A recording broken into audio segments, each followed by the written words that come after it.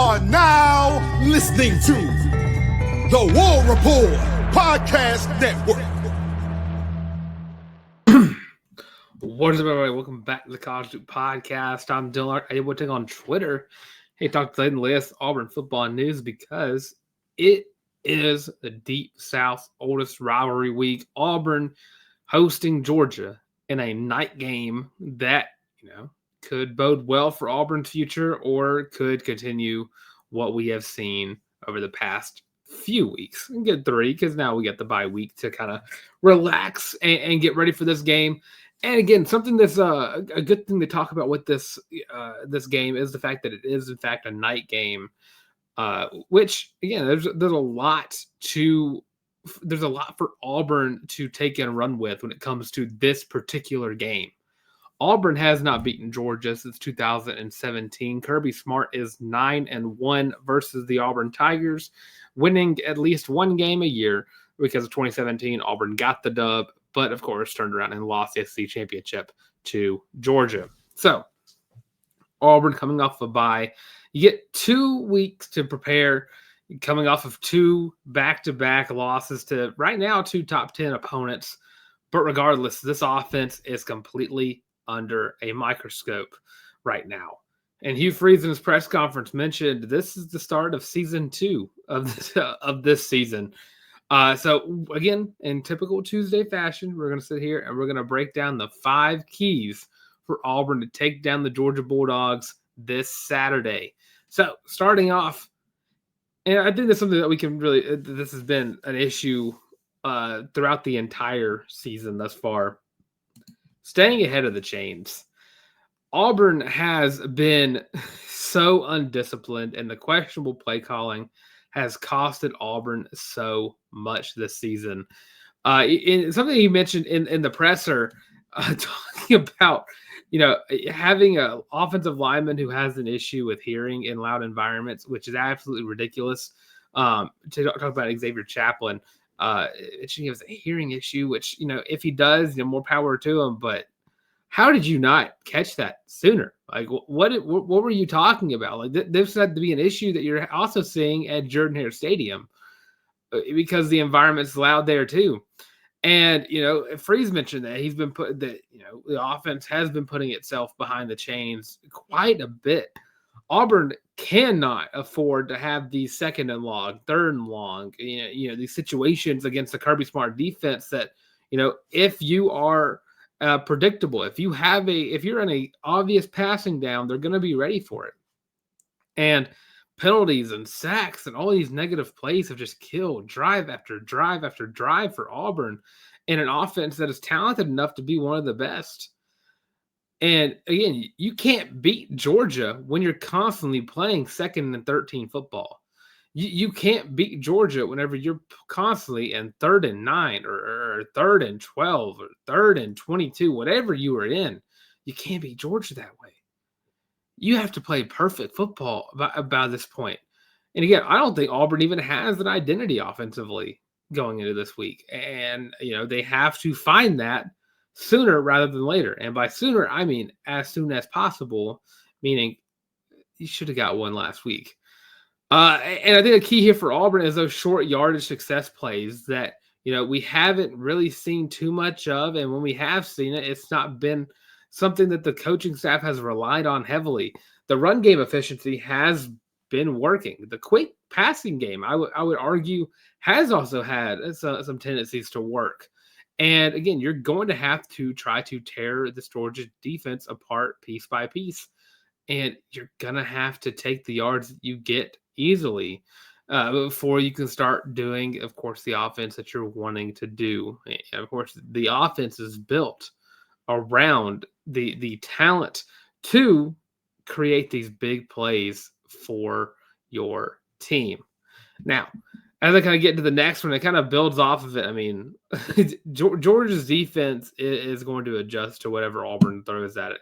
Kirby Smart has Auburn's number, and he's had it for quite some time. What you're going to need to do is you're going to need rhythm and tempo, and you needed to find it quickly before Georgia catches on to what you are doing. And again, those second half adjustments are going to be big time in this game. And I mean, this game in and of itself, I don't think this is a make or break game for Hugh Freeze's tenure. Missouri definitely is. But I think that beating Georgia not only rekindles some confidence that you've lost, but also it rekindles the confidence that your team may have lost as well. So you gotta beat Georgia this week just to save some face and to prove that you are the team that everyone thought you could be this season. So I get to the second one, and again, a lot of these are on the offense side of the football. For that has been the big prevalent issue thus far this season. But going to my number two, let Jackson Arnold play free. Something Hugh Freeze mentioned in his. Jackson Arnold has not been a ball turner over, if you will. I just could not think of a better phrase for that. He's not turned over the football. He's not been throwing interceptions. I mean, this was an issue that we were worried about coming into this year, and what we've kind of been seeing is you've kind of just made him a game manager. And again, a 5-star plus quarterback shouldn't be utilized that way. And he has the talent, and you need to show some kind of development going in the right direction. And Hugh Freeze mentioned, he's been a little risk adverse, but he said he wants him to play a little freer. So Arnold needs to continue to protect the football, but it might be time to kind of show off what this offense is capable of. You have to make these deep ball plays. You have to be able to, and a lot of that starts off with Jackson Arnold has to be confident going into this game. Hopefully you spent this last 2 weeks boosting the confidence of your quarterback. He has got to make these big explosive plays happen because Auburn has not been able to do it thus far. Again, whether it's Jackson Arnold missing the plays or just flat out a bad play call, you got to find ways to make them happen. Tennessee made a habit of getting explosive play calls against this Georgia offense or Georgia defense. Georgia's defense is susceptible to the deep ball, more so than what we've seen in recent years. Alabama found a way. Tennessee found a way. Auburn has the same, if not more, wide receiver talent than both Tennessee and Alabama. And it starts with Jackson Arnold. You got to let loose a little bit. Jackson Arnold, even if he throws that first interception, maybe that's a way for him to, just kind of get over that little bit of a hump, getting it out of the way, and then let it fly. So yeah, Georgia's defense is going to be centered around forcing these conservative quarterbacks to 3-and-outs, and just from what we've seen thus far, even Kentucky was finding ways to make some plays down the field. Kirby Smart is going to attack you. He is going to get in your face, and he is going to rush the quarterback. And it's all about what you can do as a quarterback, what you can do as an offensive-minded coach to turn that around. Use Jackson Arnold's strengths against Georgia's defense. One thing that I think Auburn needs to try to use more of is Jackson Arnold's legs and his mobility. In that sense of not the quarterback draw every other play. I don't mean that in the slightest. But as a runner, Jackson Arnold does have a lot of strength there. And I think, if you find designed quarterback runs that are not quarterback draws, they open up the RPO game quite a lot. And then you start dinking and dunking and tearing up Georgia's defense from the inside out. And that opens up the game so much more for you. And you have those times to make those explosive plays happen. You just got to get it right. And even Kirby Smart talked about Jackson Arnold's run game, saying he runs like a running back, runs over to you, through you, and around you. That's Kirby Smart saying that. If it's something that Georgia is, even the least bit worried about, you got to use it against him. Jackson Arnold can't just manage this game. He's got to go win it. Again, this is a staple win if Auburn can pull it off for the remainder of the season. This is, again, not make or break, but definitely a staple win that could happen if Auburn just does what they've been wanting to do and they find a way to do it. So going into number 3, and again, one thing, excuse me, one thing that a lot of people have been talking about this past couple of weeks is Auburn's inability to run the football. And again, my number 3 is commit to the run game. And, going into what I just said, the last thing, talking about Jackson Arnold playing freer, what I mentioned in that was utilizing Jackson Arnold's legs to open up the passing game. And what you should do, and again, bounces off the first one, short yardage plays to help build that tempo. Auburn has ran the football extremely well this season. Here's the issue with it. Auburn has been abandoning the run game throughout those last two games, despite them working more often than not. So even Hugh Freeze has mentioned this on several occasions about going back to the run game, committing to it. I'll believe it when I see it, but Georgia's going to try to stack the box on you. No one has been able to run the ball in Georgia this year. But in that same regard, no one has the same rushing attack that Auburn has. Tennessee, more of a passing offense. Alabama, more of a passing offense. Kentucky didn't really even try to run the ball too much. I mean, they had some early success, but it didn't work out throughout the entire game. Auburn has Cobb. Auburn has Alston. Auburn has Arnold. Those are three dangerous ball carriers. And I'm not even talking about giving the wide receivers the ball and Eric Singleton, who was also mentioned in the Hugh Freeze presser. So Georgia's going to try to stop the run, but you don't need to let them stop you from running the ball. So, again, this starts with the offensive line for starters. I mean, the offensive line hasn't been horrendously bad when it comes to run blocking. And I think what he first mentioned is Xavier Miller is going to get a lot more, plays in the starting rotation. So I think that plays a lot in Auburn's favor as well. Again, I just think Xavier Chaplin just has not proven capable to be in the game yet. So, and again, Georgia is going to be a team that's going to try to wear Auburn down. And, if Auburn can do the adverse, break down Georgia's front seven, find these run schemes that get Jeremiah Cobb open holes down the middle of the field. Let Damari Alston, pick up those third and shorts and those second and fives, and let those plays happen. What I don't want to see is Auburn coming out off the rip and just launching the ball down the field, because it hasn't worked all year, and you've not worked your way to letting that work. If Auburn abandons the run game, this game's over by the third quarter. If Auburn refuses to run the football, the game is over before it's even started. So you've got to get this identity that you have been talking about. You need to commit to the run game. You need to go back to the run game. You need to go back to the run game. Commit to it. No one's sitting on the sideline telling you not to run the football. No one has the power to tell the head coach what not to do. During a football game, at least. You've got... If it is you saying, it's like me saying one thing and like, oh, I need to start doing this. Well, if I don't start doing that, then what's the point of me saying it? So commit to the run game. Do what you have been saying you've been wanting to do.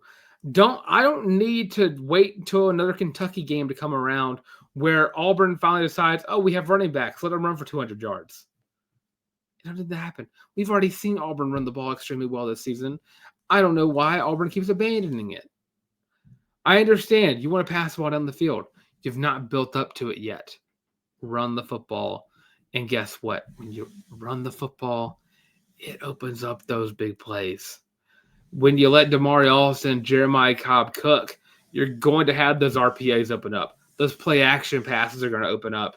And then those big plays that you have so been waiting for will start to become more feasible, but you've got to commit to the game early. All right, number 4 to this, feed off of Jordan-Hare's energy. Of course, this is the 17th straight sellout. Again, I think that's, Hugh Freeze mentioned some kind of record. The fans are going to be a factor. And again, the fans have always been a factor in these games, despite, moving the Baylor game to Atlanta, which I think that's stupid. But regardless, this is a night game in Jordan-Hare. And all week, the branding for this game has been mentioning the fact the last time that the Deep South Oldest rivalry was a night game was the prayer at Jordan-Hare. And guess what? Fans are also going to be in the stands because guess who's back on the Plains? Cameron Jarrell Newton. The guy who 3 years before the the prayer Jordan-Hare also beat down Georgia. So the crowd's going to be ruckus. Auburn has not been able to play on the road very well. You beat Baylor, but you could not do anything to win against A&M. Everything was against you in that game, but regardless, you missed plays when they were given to you. A&M tried to hand you the game, did not work out. It's a night game. It's a rivalry. It's a record crowd. Perfect storm for a statement game. And again, Freeze mentioned earlier, and as I said earlier, the start of a season 2, talking about how the end of this season looks going forward. Of course, Auburn's toughest stretch ends, I would probably say next, it gets Missouri, and then the tough stretch ends, and then you kind of have, trap games, and then, of course, the end of the year with Vanderbilt and Alabama with Mercer in between there. But if you can find a way to, use the crowd and have the crowd rattle Georgia early, and it's hard to imagine that happening, just because I think Georgia just, they're a team that can avoid the rattling of a massive stadium and all the noise of that stadium. But if you do something to get the crowd in it early, like say first and Auburn scores in the first drive of the game, that first drive for Georgia is going to be extremely loud. So get the crowd involved. Jordan-Hare at night changes a lot of things for Auburn in this game. Changes a lot of things for Auburn in every game. When it's nighttime in Jordan-Hare Stadium, it's just different. And you got to use the chaos of the jungle to your advantage in this one. I think Jordan-Hare is a massive plot point for Auburn in this one. Again, everything is pointing to this game being the game for Auburn to turn everything around. You got, again, Cam Newton, prayer Jordan-Hare was the last night game. Record sellout yet again. The fans are begging for it. And it's up to you to bring it to them. And that brings me to my next one. Finish. You get over the hump. Finally take down Georgia at like other teams have not been able to. Again, 2017 regular season, last time Auburn was able to take down the Georgia Bulldogs. Before then, it was 2013. Before then, it was 2010. Before then, I think it was like 2005. It's not happened a lot in my lifetime where Auburn has beaten Georgia. Georgia has had Auburn's number more often than Alabama has in this era of college football and this generation of just life, the 2000s. And something Freeze mentioned is he just talked about how Auburn is closer than they've ever been, and they just need a little more help to get over that hump. And talking to recruits, Auburn's right there, but again, it's all about what you can do on the field. What you're going to have to do is make your offense more efficient, score on drives, have good clock management, make field goals every now and again. When the situation asks for it, Auburn needs to be able to execute when it matters. Auburn's not been able to do that lately. It's been quite some time since I felt confident in a 2-minute situation for Auburn and a chance to win it. It's been quite some time since I felt that way. Kirby Smart said Auburn's been in basically one-possession games that came down to the wire. They just haven't been able to finish. And that's true. Auburn should have beaten A&M. Auburn should have beaten Oklahoma, but they didn't. Game came down to it, and they were unable to finish the game. And everything's still in front of Auburn, but now is really time to prove it. Do I think Auburn is going to beat Georgia? I don't know yet. I'll do the pregame show on Thursday. I'll be able to talk about, the Deep South's oldest rivalry and what it can mean for Auburn football if they were to win this game.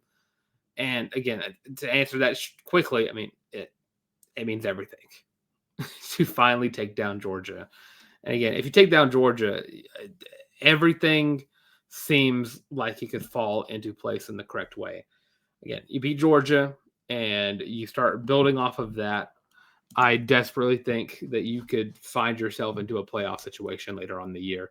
If not, you're highly ranked and you're getting a good bowl game, and recruits are starting to buy in, the fans are buying in, and then all you got to do is just keep it going from year one, from year 3 to year 4.